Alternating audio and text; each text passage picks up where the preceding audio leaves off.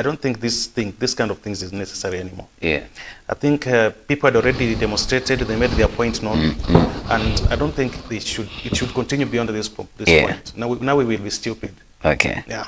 Something too much, it becomes, now it become negative. Hata chakula ukikula sana, now it changes the whole intention. If you're a Christian, you remember that, is it Herod? Yes, Herod, he had a party all night, then that woman asked for the head of John the Baptist. Yeah.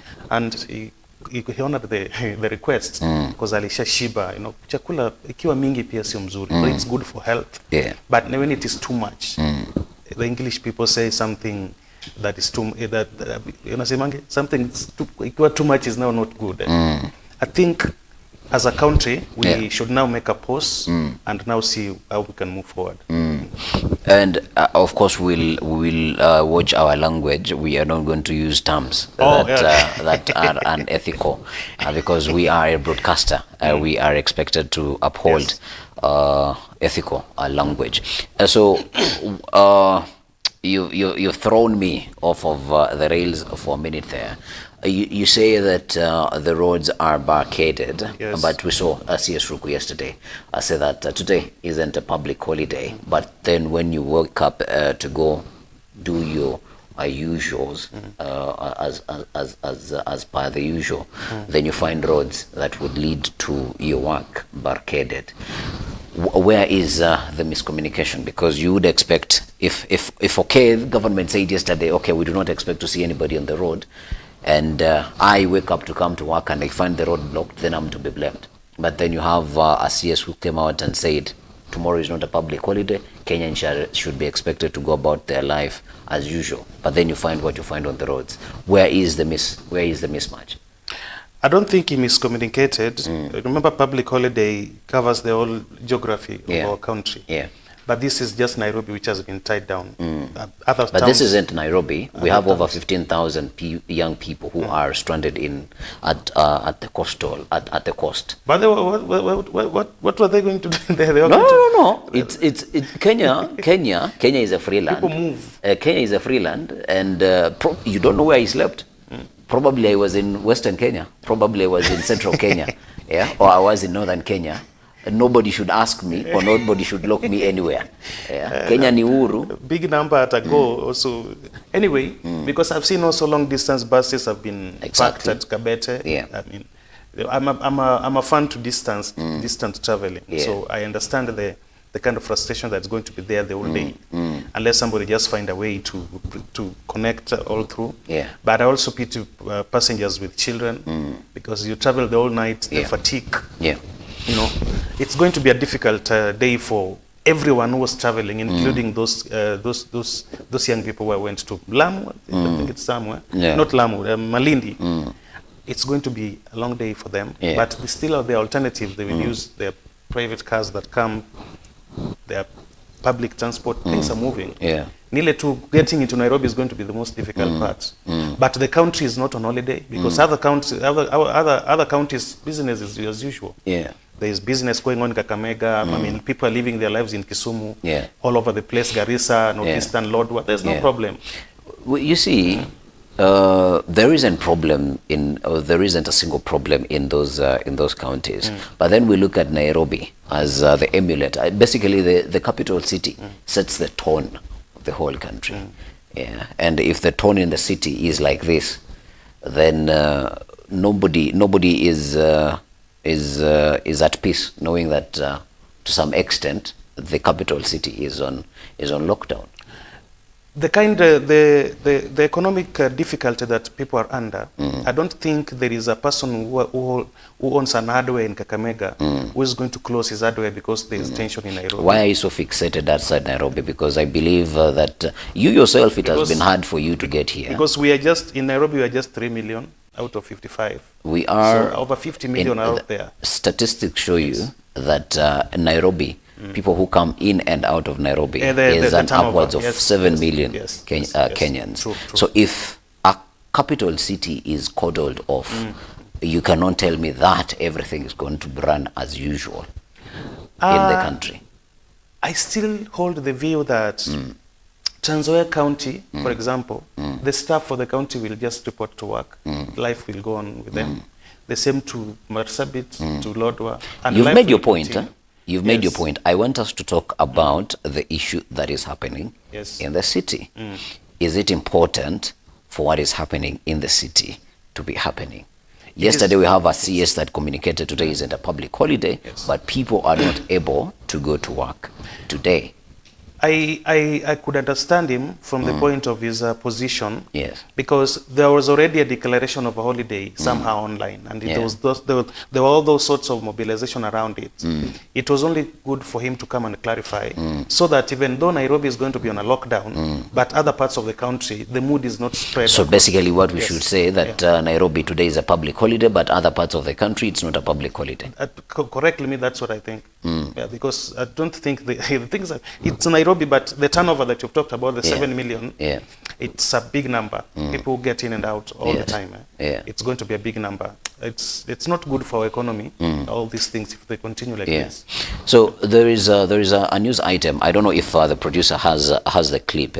Yesterday, when mothers, because last time you were here, you said that you did not see mothers at the demonstrations, but this time around, mothers convened at the Kenyan National Human Rights offices just to convey their message and say that whatever happens on Monday, please do not shoot children, or do not use a lot of brutal force towards the children, and the officers, of course, which are protected by the by national security apparatus, they were infiltrated by goons, and goons, what they said, that we are doing what we are doing from orders from above.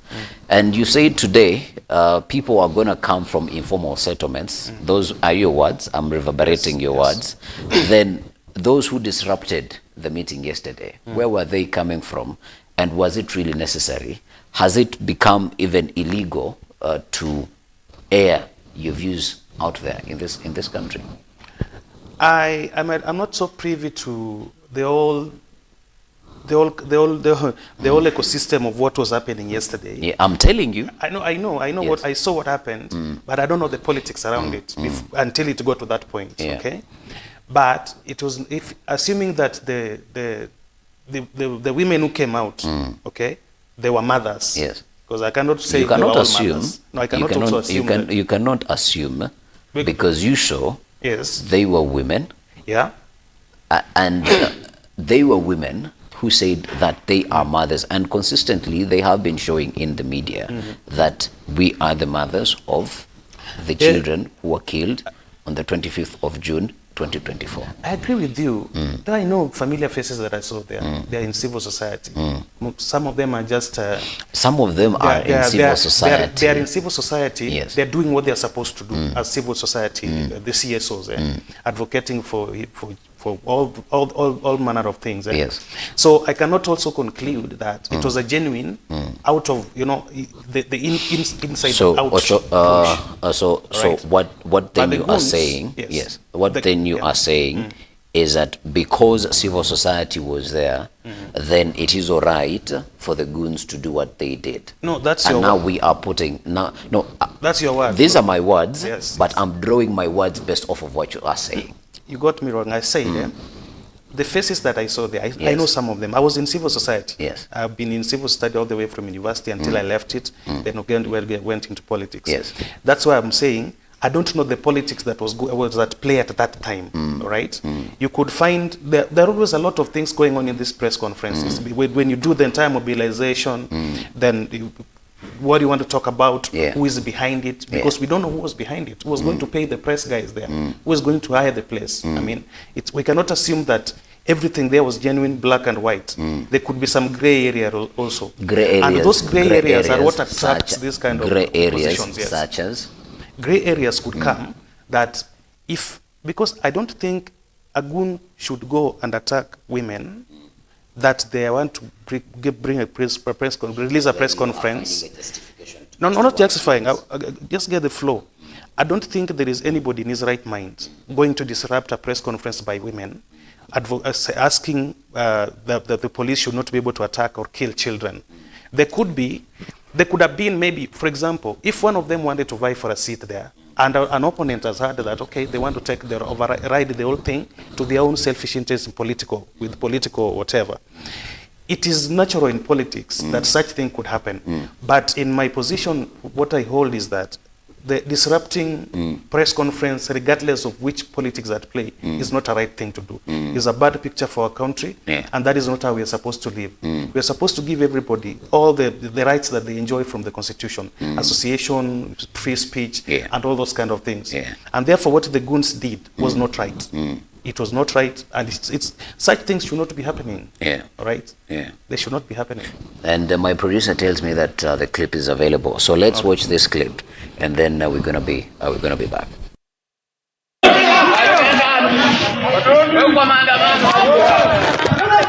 Wameingia kwa gari langu na wametoa laptop. This brazen act of intimidating and targeting of journalists, human rights defenders, and vulnerable women and children represents a grave assault on Kenya's constitutional freedoms and democratic principles. We shall march to the street tomorrow because we have nothing to lose but our fear to fight for our country. On behalf of our children, especially our children. Yes. Who are the future of this country. So we are standing on their behalf, and they are going to come with us, and we are marching. Historia leo imejirudia. Ameattack wanawake ambao walikuwa hawana hata silaha. Silaha walikuwa nayo ni hii bendera, sauti yao na machozi ya kukumbuka watoto wao. Na hayo machozi kama wakina mama wa hii nchi tutamlaani, na akumbuke ya kwamba hakuna mtu hata Biblia nayo sema anayeheshimu ama hiyo Biblia ambayo alijiapa nayo. Mungu anasemanga machozi ya mwanamke inaangukianga katika mkono wa Mwenyezi Mungu, na Mungu anakuona. We call upon the Inspector General of Police and all relevant security agencies to condemn, identify and apprehend the perpetrators of this violent invasion and ensure that they are brought to justice without delay, regardless of their political affiliation. And those were the scenes yesterday at the offices of the Kenya National Human Rights Commission. But then, Ochola, my question is, we have been saying that goons are infiltrating demonstrations, and indeed nobody knows who is hiring them, and for that reason they have not been reprimanded. But then we are seeing that now they are starting to infiltrate particular premises, and the premises that are under the protection of the security apparatus in our country, and then nothing is done to reprimand them or even to prosecute them or even to investigate who are on site. And I want you to speak about that generally, but also I want to acknowledge that you said that it is wrong for what the goons did at that particular press statement. So if we do not know who is doing what they are doing during the demonstrations, but in such a safeguarded, because Kenya National Human Rights Commission is a commission within the Constitution. So it is wrong to attack other government premises or protected areas, as we're calling them, into a bill that is coming, but then it is all right to attack other government agencies that probably might seem as if they are working against the government of the day. I don't know whether it is right because I've already pronounced myself on the matter that what happened was wrong. It's all right, and I think that is the right thing to do. But then, because you are here and you are making the same case last week, and you're saying that the goons cannot be prosecuted because we don't know who mobilized them, and that is right. All right, but now we are looking at a particular premise under the Constitution of Kenya. I want you to remember that throughout the 2 weeks that most of these things have been happening. Even police stations have been attacked. Yes. Right? Yes. Remember during the burial of Ojwang? Ojwang, yes. They went and burnt down the police station yes. at Mawego. Yeah. There was another burnt in Nyandarua, the police station and the chiefs, whatever. Yeah. Until almost 1,500 IDs were burnt in there. There are many others in Kikuyu. They also burnt a law court. Yeah. So it is not only Kenya National Human Rights Commission in the area that has been attacked. Yes. And we are setting a very bad trend. If we continue like that, you know, some of these things, some people can be able to hire people and allow those things to happen, and they justify them and they think they're right. But they don't know what will hit them in future. If we continue to inculcate that defiance against the state apparatus, the symbols of our stability and security, and every justice, for example, Kenya National Human Rights offices, we are creating a dangerous precedent that is going to eat us individually. Okay? I also don't like the kind of scripting of language that some of you know, let me say, victims or interested parties, whether in civil society or their parents or whatever. Like it, I mean, even if you imagine, do you think President, for example, President Ruto, can hire 9 goons to go and interfere with such a small matter in office in Kongo? I think somewhere up there. Now, but the message that comes out when people hold a microphone, they politicize this matter. And the moment you introduce politics into this, that is where the gray area begin coming in. And it is natural that a politician will always endeavor to defend themselves. The question here is, the question here is, and I like that you've drawn parallels. What happened in Homa Bay, no one is reprimanded. What happened in Nyandarua, no one is reprimanded. What happened in Kikuyu, okay, people were arrested, they went into the justice system, they were given bail, they were rearrested forcefully, and this issue also happened again, nobody is reprimanded. If we are going to have an end to such behavior in our country, we need to start seeing people be taken within the justice system for us to know that what is happening is wrong. My question is, why isn't that happening? No matter where it happens, why isn't that happening? I believe the police are doing the investigations and they'll be able to act as they promised. That don't you think? They will do that. Don't you think, as a body of government, by now, the IG or anybody or the police spokesperson or anybody within the security apparatus of this country, don't you think they should have mentioned themselves on the issue that happened yesterday? But I think we have a problem in police because all these things, the person who should be out there at almost every instance explaining most of these things, the Inspector General. I don't even remember the last time I saw him being in charge like that. There's something that is not adding up in the security. And you see, and it's dangerous. And you see, Mr. Oyola, in that, but in the very statement that you have said, I think then that is where agitation from different quarters is drawn, because from a father, and when you say that the president has not got capacity to mobilize 9 people or 9 goons to go disrupt. Not capacity, that one he has.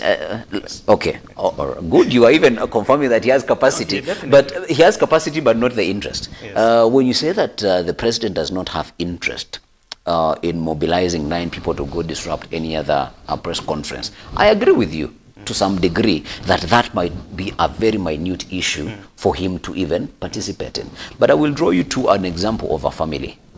When children misbehave, who is to be blamed?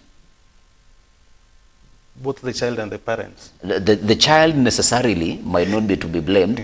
Watasema uko na tabia kama za wazazi wako. And for me to draw this, to make my conclusion is, the president, even in things that he has not done, the finger shall always be pointed to him, because he is the unity of symbol. He is a symbol of unity, and he is the person whose responsibility falls onto. So unfortunately, he cannot take himself, or he cannot be, people will talk about him, even those who are stranded in Malindi, even though the president has nothing to do about it, they will say the president is responsible because the president is in charge of government. So when you say that probably there is something wrong with the police, don't you think that then there is a whole problem with government? Who instates the police inspector? And these are the things that Kenyans are probably saying, that how can we make this leadership better? We are making progress. We are not as our security system is not as bad as it was before. A lot of things have changed, and we have to acknowledge that there are certain efforts that have been put over time that has bettered the institution, and I know slowly it will increase. Change in a county does not come overnight. Government is not run through miracles. It is policies, directives, and all the regulations that come with time and laws that are made.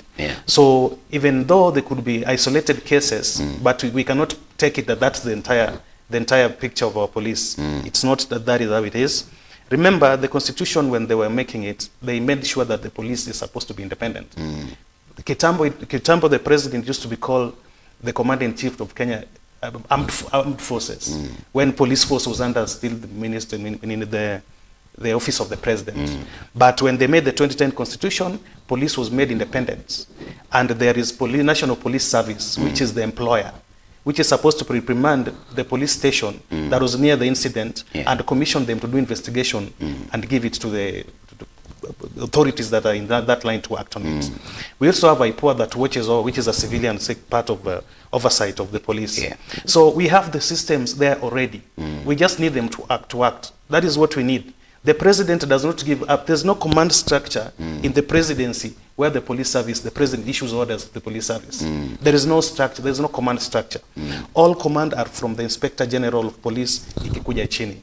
Even if you look at, sometimes people even blame, for example, CS for interior. Is it not, these days it's called interior, but they are CS for Murkomen and the PS. And we forget that the only role that a PS or a CS has in our security structure, especially on interior issues, is just policy. The command structure begins from Inspector General of Police. That is where the buck stops. I was expecting the parents and the victims and the human rights defenders that were there, they could be able to, at least they call out the Inspector General of Police and put him pressure so that he can act. Because right now he's so colorless. I don't know, he's not, it looks like he's not in control. The police seem to be running without even, it's on a free fall. And we need him to act. We need the Inspector General to be active. We cannot be blaming the president on something that he cannot. Because I can tell you, if the president now begins taking charge of the security and begin giving orders, it is the same human rights defenders who go to court that the president is interfering with the security system, which is unconstitutional. So sometimes we shoot ourselves in the foot, and we shoot ourselves so much. If we want the president to interfere with it, remember the command of the president mostly is on the military, but the police is Inspector General of Police. We should not call the president or even create a precedent, a mood that the next president will be there, is supposed to take police and use it again. Remember, during Moi and Kenyatta time, and partly Kibaki during those periods, they used police for political purposes. And that was the essence why police was removed from the office of the president to be independent. Because they used to be misused by the political players to do other things against opposition, maim people, kill people politically. But the constitution ikatoa that police from president. Let us not create a mood. We might not like President Ruto. Some people might not like it, a few people. But we should not be able to create a room where we are going to go back to our ghosts, where the president was in charge of our security. It's going to be, Africa here, it's going not to be good on our side. So let us reprimand and call out to the Inspector General of Police to act, not the president. He has no command structure in that. And if he tries it, you'll see people in court. The same guys making press conference here, they will go to court again. So we might not like how things are going.